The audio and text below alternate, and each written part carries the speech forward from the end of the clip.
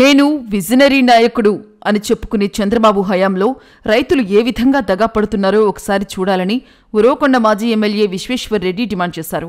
రైతులు పండించిన పంటలకు గిట్టుబాటు ధరలు కల్పించాలంటూ వైసీపీ నాయకులతో కలిసి ఆయన ఈ సందర్భంగా మీడియాతో మాట్లాడుతూ సరిగ్గా ఏడాది క్రితం హార్టికల్చర్ ఎన్క్లేవ్ అని పెద్ద ఎత్తున సదస్సులు నిర్వహించి రైతులను హార్టికల్చర్ పంటలు పండించాలని ప్రోత్సహించారన్నారు. అయితే ఇప్పుడు అరటి పంట ధరలు చూస్తుంటే ఏ రైతన్నా పంట పండించేందుకు ముందుకు వస్తారని ప్రశ్నించారు. మనుషులు తినే పంటను రైతులు పశువులకు వదిలేయాల్సిన పరిస్థితి వచ్చుంటే చంద్రబాబు విజన్ ఏమైందని నిలదీశారు.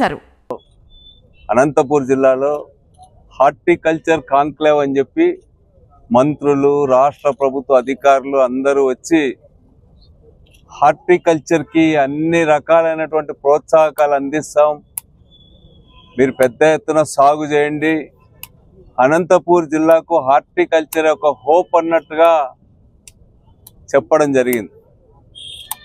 కానీ ఈరోజు సరిగ్గా ఒక సంవత్సరం తిరిగేలోగా ఒక గొప్ప ఆశగా కనిపించినటువంటి హార్టికల్చర్ ఈరోజు జిల్లాలో పూర్తిగా తగ్గిపోయేటువంటి పరిస్థితులు కనిపిస్తూ ఉన్నాయి. ఎంత ఘోరం అంటే అరటి తోటలు కొట్టివేస్తూ ఉంటే, అరటి గెల్లలన్నీ కూడా రోడ్డు పైన పడేస్తూ ఉంటే చాలా హృదయ విదారకంగా ఉంది.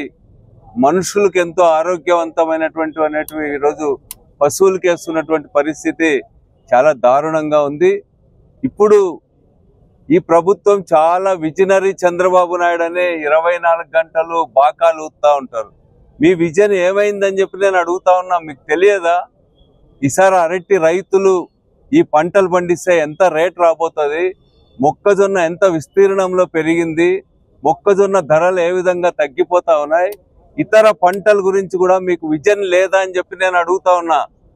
విజన్ లేక కాదు, మీకు ధ్యాస లేదు. అసలు వ్యవసాయం అంటేనే పూర్తిగా నిర్లక్ష్యం. ఇదొక దండగనేటువంటి ఆలోచన విధానం వల్లనే ఈరోజు రైతుల్ని ప్రకృతి దయాదాక్షిణ్యాలకు వదిలివేస్తా ఉన్నారు. నిజంగా వేల కోట్ల రూపాయలు ఎగుమతులు మనం హార్టికల్చర్ ద్వారా ఈరోజు చేస్తా ఉన్నాం. మన జిల్లాకి ఎంతో ప్రాణప్రదంగా ఈరోజు ఉంది.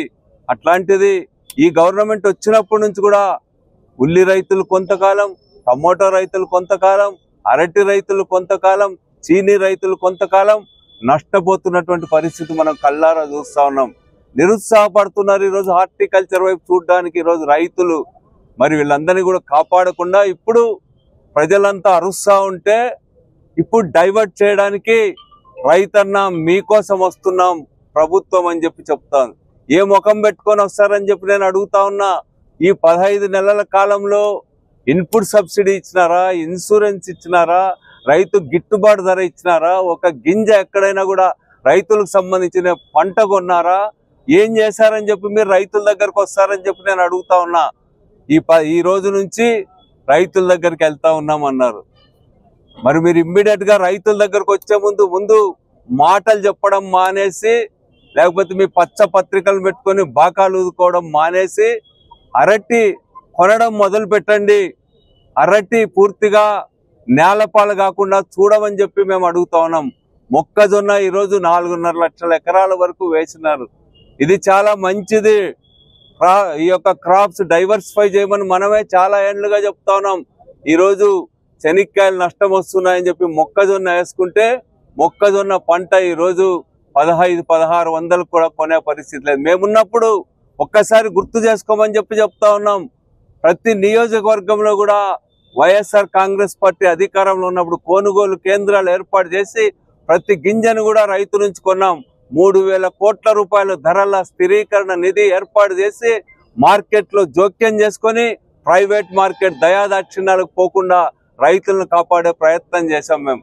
ఈ గవర్నమెంట్కి ఎక్కడ విజన్ ఉంది, రైతుల పట్ల బాధ్యత ఎక్కడుందని చెప్పి నేను అడుగుతా ఉన్నా.